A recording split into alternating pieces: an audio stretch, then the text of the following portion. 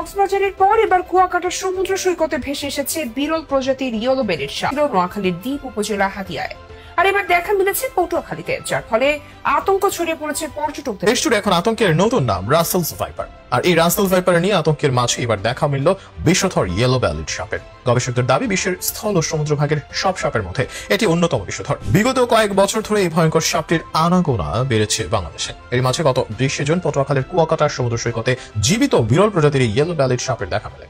এদিন দুপুরে সমুদ্র সৈকতের পূর্ব পাশে ট্যুর গাইড অ্যাসোসিয়েশনের এক সদস্য সাপটি দেখে আতঙ্কিত হন। পরে স্থানীয় পরিবেশবাদী স্বেচ্ছাসেবী সংগঠন অ্যানিমাল লাভার্স অফ পটুয়াখালীর সদস্যদের জানান। অ্যানিমাল লাভার্স অফ পটুয়াখালীর সদস্য জানান, দুপুরে ট্যুর গাইড অ্যাসোসিয়েশনের সদস্যদের মাধ্যমে খবর পেয়ে বিরল প্রজাতির জীবিত সাপটি উদ্ধার করা হয়েছে।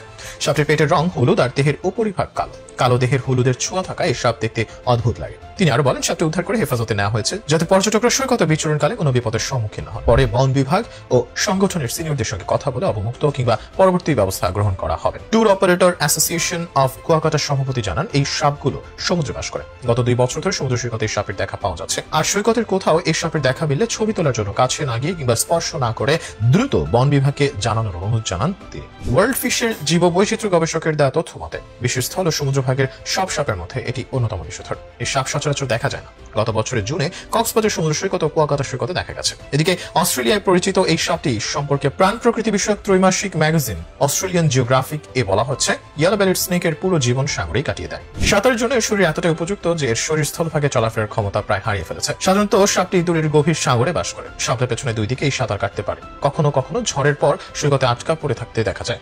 অস্ট্রেলিয়ান জিওগ্রাফির তথ্য অনুসারে সাপটি আফ্রিকার পূর্ব উপকূল থেকে আমেরিকার পশ্চিম উপকূল পর্যন্ত গ্রীষ্মমণ্ডলীয় এবং উপক্রান্তীয় জলভাগে দেখা যায়। অস্ট্রেলিয়ার সিডনি থেকে পার্থ পর্যন্ত মূল ভূখণ্ডের উত্তরের সমুদ্রেও এদের বিচরণ আছে। খোঁজ নিয়ে জানা গেছে যে গত 5 জুন কক্সবাজার সমুদ্র সৈকতের সুগন্ধা পয়েন্টে জোয়ারের পানিতে ভেসে আসা হলুদ পেটযুক্ত ইয়েলো বেলিড স্নেক। মে মাসের শেষের দিকে ভেসে আসে একই প্রজাতির আরো 2টি সাপ। এই সাপের মাথা লম্বা, আকৃতিতে দেহ থেকে ভিন্ন।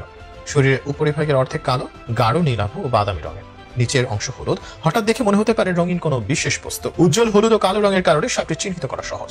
এসব সাপ সচরাচর উপকূলে দেখা মেলে না। তবে সম্প্রতি কুয়াকাটা সমুদ্র সৈকত ছাড়াও কক্সবাজার ও হাতিয়াতেও এই সাপের দেখা মেলে প্রায়। মৎস্য ও প্রাণী সম্পদ মন্ত্রণালয়ের এক কর্মকর্তা গণমাধ্যমে বলেন, হলুদ পেটযুক্ত বা ইয়েলো বেলিড সাপ প্রশান্ত মহাসাগরীয় এবং ভারত মহাসাগরের গ্রীষ্মমণ্ডলীয় অঞ্চলে 18 থেকে 20 ডিগ্রি সেলসিয়াস তাপমাত্রায় বসবাস করে। এটি বিশ্বের সবচেয়ে বিস্তৃত সাপ। স্বাভাবিকভাবে বঙ্গোপসাগরে এটির বিস্তৃতি রয়েছে। এই সাপটি সাধারণত সৈকত থেকে দূরে সাগরের মুক্ত জলে সাঁতার কাটায়। এরা সাগরের উপরের স্তরে বসবাস করে। সাগরতলে এদের দেখা পাওয়া যায় না। ইয়েলো বেলিড সাপটি কতটা প্রাণঘাতী এমন প্রশ্নের উত্তরে জানা গেছে যে ইয়েলো বেলিড স্নেকের কামড়ে প্রথমে বিকল হবে কিডনি, তারপর ফুসফুস, শেষে হৃদযন্ত্র। এই সাপ কামড়ালে প্রস্রাবের রং কফির মতো কালচে লাল হয়ে যায়। বিশেষজ্ঞরা জানিয়েছেন, ইয়েলো বেলিড স্নেকের বিষ মায়োটক্সিক, অর্থাৎ এই সাপ যাকে কামড়াবে তার পেশিগুলি দ্রুত অকেজো আর অসাড় হতে শুরু করে। শেষ পরিণতি মৃত্যু।